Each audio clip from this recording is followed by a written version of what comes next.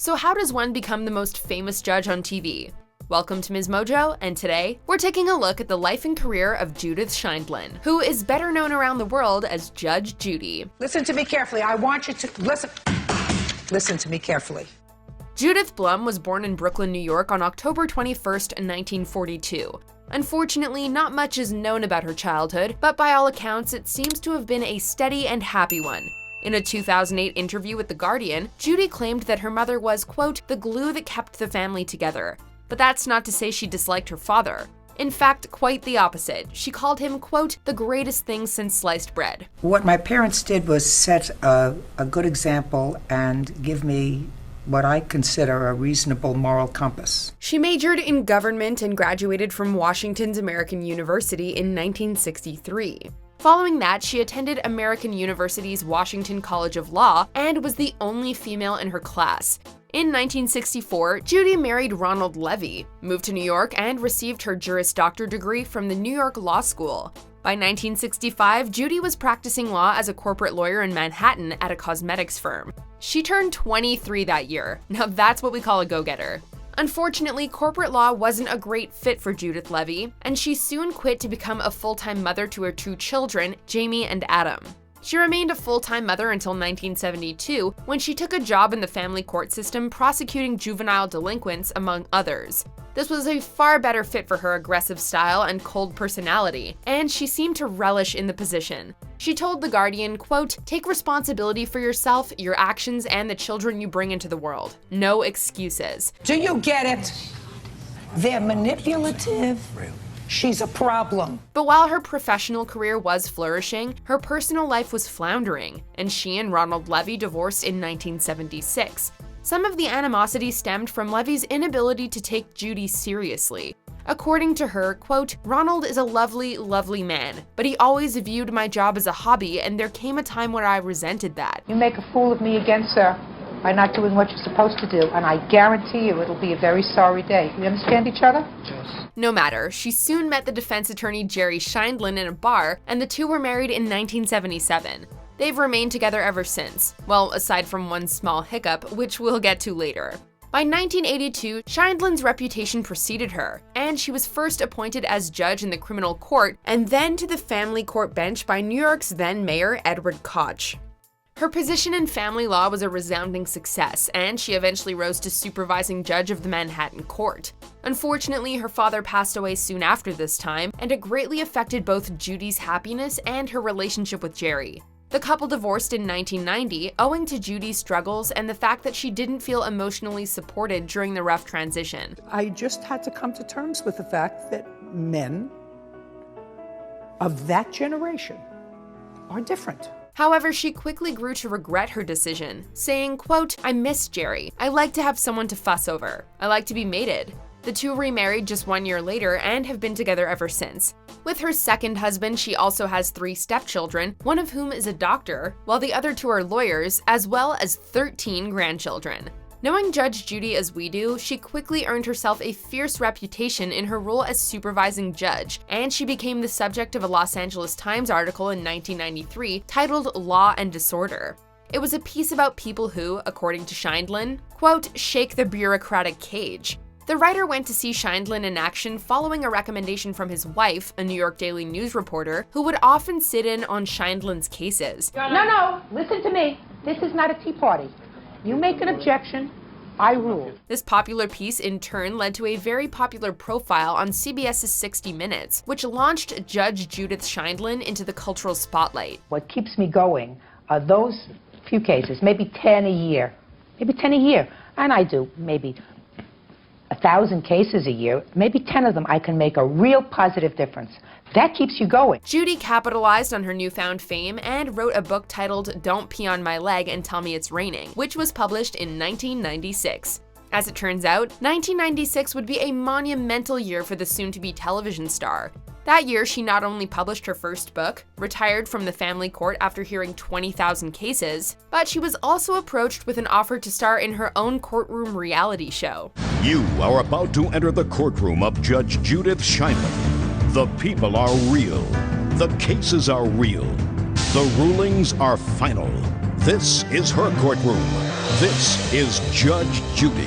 Of course, Judy gladly accepted, and Judge Judy premiered in September 1996. Judy Sheindlin was 53 years old. They don't keep me in this job, Mr. Sorrows, because I'm young and lithe and beautiful. By all accounts, Judge Judy has been a runaway success. The show was credited for revitalizing the dying courtroom reality show, and Judy helped to give rise to the concept of the fierce and caustic TV judge. So if Miss Weiss's windows were shot out and her sliding doors were shot out, she is suing the wrong. I'm speaking! I'm speaking! Sheindlin even had to file a lawsuit of her own during her time on the show in 2014, which, believe it or not, was the first time she'd ever done so. I know I can never make it better. And I have my son, who looks very healthy to me. Going through physical therapy. Just a second. Just say, who looks very healthy to me. He was able to come with you to court today, and he doesn't look like he's missed a meal. The case saw Sheindlin accusing lawyer John Haymond of using her Judge Judy image without consent, and was ultimately settled out of court in her favor. Then, in September 2015, Sheindlin was placed in the Guinness World Records for the longest span serving as a television judge or arbitrator. You are now a Guinness record holder. I mean, come on! It was really a very lovely, sweet honor. We've done exactly the same thing as we did 20 years ago. The show itself has won 3 Emmy Awards, the first of which came in 2013 after 15 nominations. And in 2018, Judy was named the highest paid television host, taking home $147 million before taxes in the previous year. However, all good things must come to an end, and Judge Judy is set to conclude after 25 glorious seasons in 2021. But that doesn't mean the end of Judge Judy herself. Do you still enjoy it? You look like you do. I have a wonderful time. What would I do? What would you do every day? Despite being 77 years old, Judy told Ellen in March 2020 that she's, quote, not tired, and that a new TV show titled Judy Justice is currently in the works and set to air sometime after Judge Judy ends. Judy Justice will be coming out What? a year later. Where? I can't tell you yet. Oh. While not much is known about the upcoming show, we have reason to believe that it will not be airing through broadcast syndication like Judge Judy. Rather, the current aim seems to be on cable or a streaming service. Now, can you imagine Judge Judy on Netflix? Sick days just got a whole lot better. It is fun. Isn't that fun? Yeah, it is fun. You know how much fun that was? Yes, I bet. You betcha. You changed it to justice. Of course, Judy's creative and social output spans far beyond the borders of the TV screen. For example, she and her stepdaughter Nicole Sheindlin helped develop a mentoring program called her Honor Mentoring, which, quote, provides young women with an opportunity to explore diverse career paths and gain the confidence necessary to meet the demands of our 21st century workforce. The mission stayed true to what it was.